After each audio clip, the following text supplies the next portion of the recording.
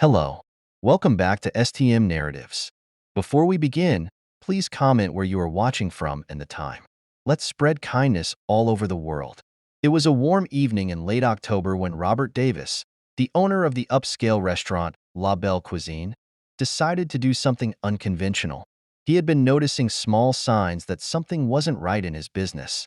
Reviews from customers were stellar, yet there was a lingering unease in his gut. His restaurant was flourishing in the heart of downtown, a bustling, diverse city, yet he felt disconnected from the daily goings-on within its walls. La Belle Cuisine was his pride and joy, a place where food wasn't just served, but where an experience was curated, with a menu that combined traditional Southern recipes with a modern twist.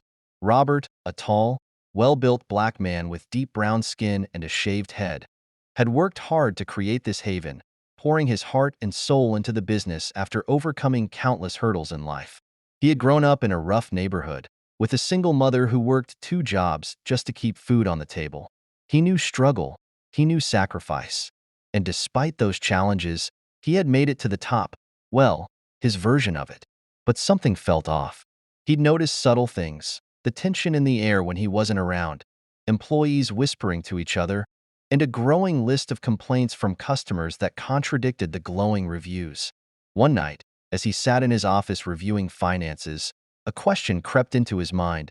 How are they treating people who don't come in here with money? How are they treating people who look like me when they don't know who I am? It was then that Robert came up with the plan. He'd go undercover as a homeless man and observe his staff without them knowing it was him. The next day, Robert drove to a part of town where he wouldn't be recognized. He traded his usual crisp suits for a pair of tattered jeans, a dirty hoodie, and shoes so worn they had holes in them. He let his beard grow out a bit more scraggly than usual and smeared some dirt on his face to complete the disguise. Standing in front of the cracked mirror of an old gas station bathroom, he barely recognized himself. This would be the ultimate test of character, for his staff and for him. He arrived at La Belle Cuisine during the early lunch hour, when the restaurant was bustling with customers. Robert shuffled in, his head down, avoiding eye contact. The air inside smelled of roasted garlic, seared meats, and freshly baked bread. Normally, it filled him with pride, but today it felt different. He felt invisible. Standing at the front, he caught the eye of Ashley, the hostess. Ashley, a young woman in her early 20s with chestnut brown hair pulled into a sleek ponytail, glanced at him with a mixture of disgust and disdain. She didn't even greet him. "Excuse me," Robert mumbled softly, his voice barely above a whisper. He played the part well, his usual confident posture now slumped and defeated. "I was wondering if I could get a seat." Ashley wrinkled her nose, as if the very idea of interacting with him was offensive. "We're full right now," she said sharply, her eyes flicking to a well-dressed couple that had just walked in behind him. She gave them a bright, welcoming smile. "Hi, welcome to La Belle Cuisine. Right this way." Robert stepped aside, watching as Ashley led the couple to a table without hesitation. He felt a pang of disappointment, but swallowed it down. He had anticipated some prejudice, but he hadn't expected it to sting this much. Deciding to press forward, he slowly made his way to the bar area. As he sat down at the farthest stool, he noticed a few of his employees giving him strange looks, but no one approached him. Then came Sarah. Sarah had been working at La Belle Cuisine for nearly 2 years. She was a white waitress in her late 20s with short blonde hair and sharp blue eyes. She was known for her efficiency, but Robert had heard complaints about her attitude, complaints he had brushed aside because, up until now, he hadn't personally witnessed any issues. Today would be different. When Sarah saw him sitting at the bar, her face twisted into a frown. She sauntered over with an air of irritation, not even bothering to hide her contempt.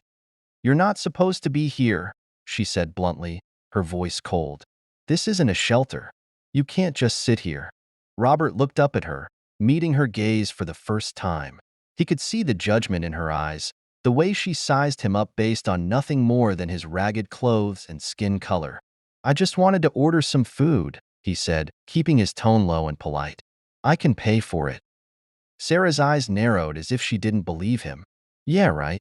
Listen, we're busy, and I don't have time to deal with this right now. Why don't you try somewhere else? Robert's heart sank. He had hoped that this wouldn't be the case, but here it was. Blatant discrimination, plain as day. And worse, it was happening in his own establishment. I'm serious, he replied, feeling a mix of anger and sadness welling up in his chest. I can pay. Sarah sighed dramatically and threw her hands up. Fine. What do you want? But don't expect any handouts. Robert's patience was wearing thin, but he held it together. Just a bowl of the gumbo, he said quietly, his favorite dish on the menu and one he perfected himself over the years. Sarah huffed and walked away, clearly annoyed that she even had to take his order. While she was gone, Robert sat there, observing the rest of the staff. He saw some of the younger servers whispering to each other and stealing glances at him, none of them willing to come over and offer him the same service they were providing to other customers. It was disheartening. When Sarah finally returned with the gumbo, she practically slammed the bowl down in front of him. Here you go, she muttered, her tone dripping with disdain. Happy now? Robert stared at the bowl for a moment, his appetite suddenly gone. He pushed it away slightly, his mind racing with thoughts about how the people he employed, the ones he paid, the ones he treated fairly, could act this way when they believed he was just a homeless black man. I guess I don't look like your usual customer, Robert said softly, looking up at Sarah. Is that why you're treating me like this? Sarah folded her arms and rolled her eyes. Look, I don't know what your deal is, but we don't serve freeloaders here. If you're not going to eat, you should probably just leave before you cause a scene. Before he could respond, another voice chimed in.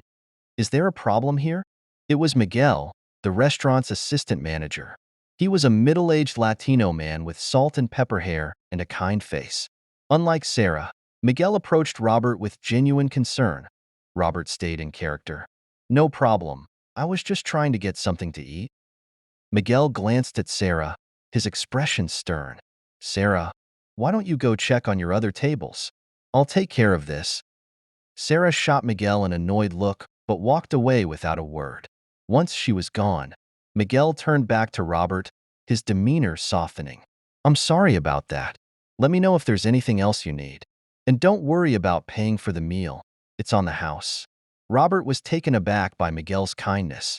This was the first time anyone had treated him with respect since he walked in. He thanked Miguel and watched as the assistant manager returned to his duties, seamlessly interacting with customers of all backgrounds, never showing an ounce of prejudice.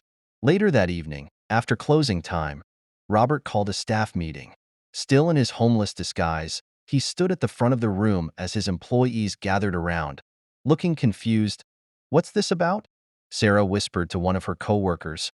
Robert cleared his throat, and the room fell silent. Earlier today, he began, his voice steady but laced with emotion. I came in here as a homeless man, and what I experienced was eye-opening.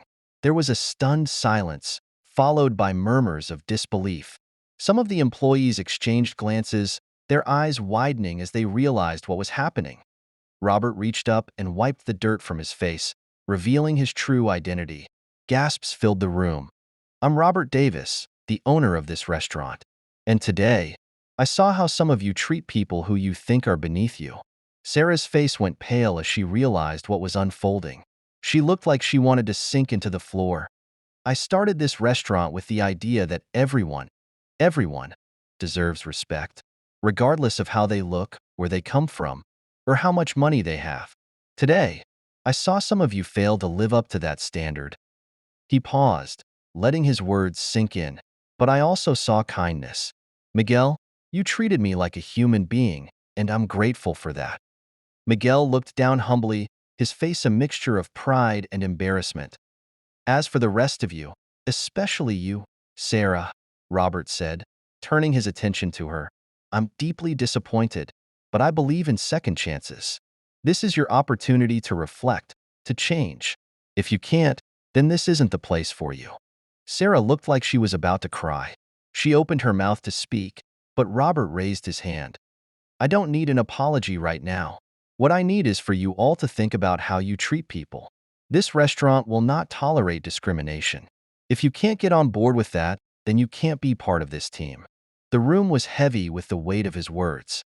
Robert looked around at his staff, hoping they would take this moment to grow, to become better. In the weeks that followed, there was a noticeable shift in the atmosphere at La Belle Cuisine.